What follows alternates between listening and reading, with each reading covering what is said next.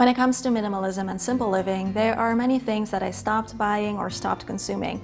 But actually, there are also things that I now buy more of ever since living a minimalist lifestyle. And that is because I now have more space and opportunity in my life to pursue my passions and invest in making my life better and more meaningful. And since I always enjoy watching these videos from other minimalists, today I decided to make my own. So I'm going to share 14 things I buy more as a minimalist. The first one is plants, and I always find it funny because so many minimalists love plants and it almost became kind of a must-have for minimalists to have plants, but I really understand why. I love my plants, I love taking care of them, and they definitely do help to bring more color and life into my home. When it comes to decorating and making your home feel more cozy, plants are definitely my favorite way to do it. They don't really add to that visual clutter the way that some decor items might do, and it's also just a great way to bring some nature and greenery into your home, especially if you live in the city like me. They also help to purify the air, and I just love taking care of them. I do make sure not to go overboard though. I currently have about 12 plants, and that is enough for me. Something else I started spending more money on since becoming a minimalist is pedicures. And I find that minimalism has a way of making us more grateful and also appreciate things that are truly important in life. And I find that taking care of my body is definitely one of them, because if you think about it, our bodies do so much for us and we don't even really think about it. And our feet keep us up all day, so in my opinion, they deserve some care and attention. I get a pedicure once every 8 weeks or so, and I don't get the nail polish and stuff done. I just go to keep them healthy and well taken care of. And of course, you can also invest in some items yourself and do it at home. I just prefer to go to the salon, but it's up to you. One of my passions in life is tea, and I drink about maybe 6 to 8 cups of tea per day. And I also have many different options in my home depending on my mood and the time of day.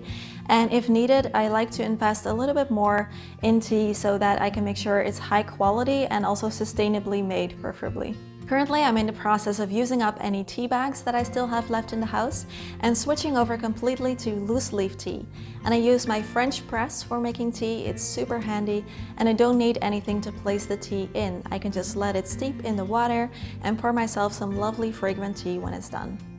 When it comes to the type of tea, I like green tea, white tea, black tea too occasionally, and I also like to drink herbal tea in the evenings. And I love making different matcha tea drinks, and in fact I am really craving one right now, so let's go make it real quick.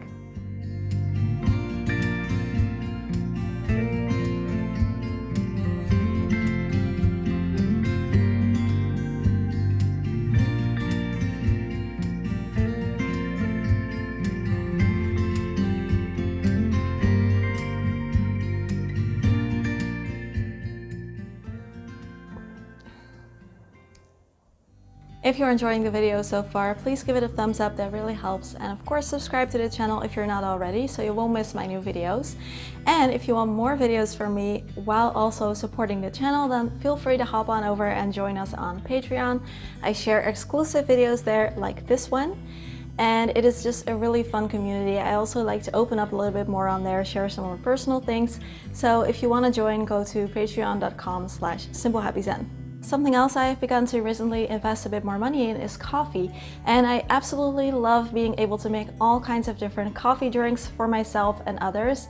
And in this home, I can make everything. I can make espresso, lungo, americano, iced americano, cappuccino, latte macchiato, iced cappuccino, French press, pour over, and I can make them all decaf or regular. And believe it or not, I actually do make all of these kinds because I like to switch it up a little sometimes. And this also makes it so that I never have to get coffee to go. I think in another life I might have been a barista. I just love the smell of coffee or tea also, and just making all these drinks. I never get tired of it, and I also started investing a bit more money in high quality coffee beans that are also fair trade, and I think that is definitely worth it. Something else I've been spending more money on since becoming a minimalist is taking myself out on dates. And I need a lot of alone time, but I don't always want to be at home.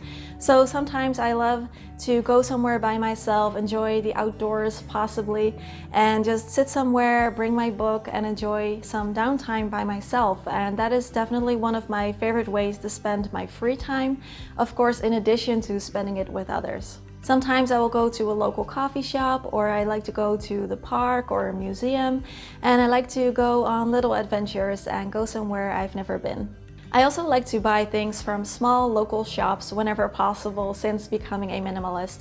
I like to support local small businesses, and I also find that often the quality of their products is usually really high because they put all their love and attention into their product or service. Usually they're really nice people too, and it's just something that I like to support. Something else I've begun to spend a little bit more money on is pajamas. And whenever I'm at home, I like to be comfortable, and pajamas are just one of those things that I really love. They're always so comfy and I wear them often.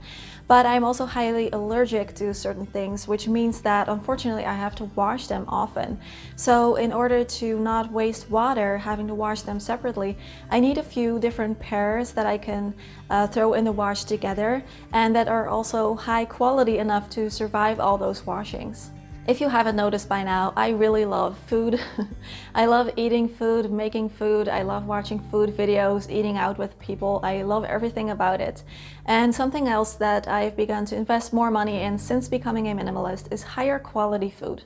Now, we can't really afford to buy everything organically, and we do have a food budget that we don't like to go over, so it's not like we're spending mindlessly. We are very mindful of watching what we spend, but we do like to have all kinds of healthy and fresh ingredients in the house. We always have fruit, and I like to keep my pantry stocked with all kinds of essentials so that I can just throw something healthy and yummy together at any time. For me, food is not just a passion, but it's also something that supports me, that nourishes me, that helps my body to do whatever I need to do on a daily basis. And so I think it's worth it to invest a little bit more money into higher quality food. Something else I buy more of is books. In my opinion, there's just so much value to be found in books. Reading is relaxing, it's great for mental health, it also keeps our brains young and fresh and active, and it's also great for things like creating more empathy and expanding our worldviews. And so I don't think it really matters if you buy physical books or ebooks like me or audiobooks. I think they all bring lots of value. I do make sure not to overdo it, and one of the ways I do that is by making sure that I'm not buying new books until I have read all the old ones that I still have, just so that I don't create that endless row of books that I still need to go through. Also, I like to see if it meets my €1 per hour guideline. So if it's a book that is like 15 euros to buy, but it's only a 2 or 3 hour read, I try to see if there's another option. But of course, there's many different options. You can even go to the library or borrow books from a friend. So you can just make it fit into your lifestyle and to your budget. And of course, not spending so much money on the things that we buy leaves us more money to invest in fun experiences that can enrich our lives. And now, lately, these things have been put on hold a little bit for obvious reasons. But like earlier this year, before everything started, we went to 2 concerts and it was super fun. And I also like to invest a little bit more money if I can to make things more comfortable for myself. That is something that I've been started doing about like maybe 2-3 years ago. So concerts are a lot of fun, but for me anyway, they are super exhausting as well. And we also had to travel there for a few hours by train to get there. So by the end of the day, I am completely spent. And instead of having to travel all the way back again with the last train, we chose to stay in a hotel that was really close to the venue. And that way I can just get back there after the concert is over, get a good night's sleep, and travel back the next morning. And it does mean that we can do things like that less often because it is more expensive. But for me, I would rather do things less often, but make it really fit me and my personality than instead getting completely drained and exhausted. And of course, I love to eat out or go to a coffee shop either by myself or with my friends or family or my boyfriend. It's one of my favorite hobbies and favorite ways to spend my time. And I do have a monthly budget that I am allowed to spend on eating out, because otherwise things will go out of hand quickly. So that is an amount of money that I am still comfortable with spending each month. And if it is spent, then I need to wait until the next month before I can go out again. Something else that you might not expect from a minimalist like me is that I spend money on video games. And I'm actually quite the gamer, and I especially love Japanese RPGs like Final Fantasy, Xenoblade, the Tales of series if you're familiar. I also like to play a Mario game occasionally, or Hatsune Miku, and I just find it super fun, and it's one of my favorite ways to spend my downtime. Now, there are actually a few things that I do to keep it minimal. So first of all, I make sure that I'm not buying any new games if I still have a few here that I want to play. Second, I either buy them in digital copies so they don't clutter up my home, or if I buy them in a physical copy, then I can sell them back to the store after I'm done playing with them. And if I can borrow one from a friend, that is also something that I will do. And lastly, if I do buy a new game, I always make sure that it fits my €1 per hour rule. Now, staying in the entertainment category, I also spend some money on a few streaming services. So we have Netflix here that I really enjoy. I also have a Spotify account that I probably couldn't live without. And we recently also added Disney Plus, but that one is going to be a temporary one. I know a lot of minimalists are not really a big fan of TV and stuff, but that is not for me. I really enjoy it. I love watching movies. I love watching TV shows. They're one of my favorite ways to wind down and relax a little in the evenings before I do something else, like read my book or something. I also like to have a movie night with friends, and I also like that this way I don't have to own DVDs or CDs in my home, so there's no actual clutter. And something else I'm going to invest some money in is a new battery for my camera because mine just died. So a few things that I do to keep it minimal when it comes to streaming services is really asking myself if it is worth it to me, if I find enough value in it.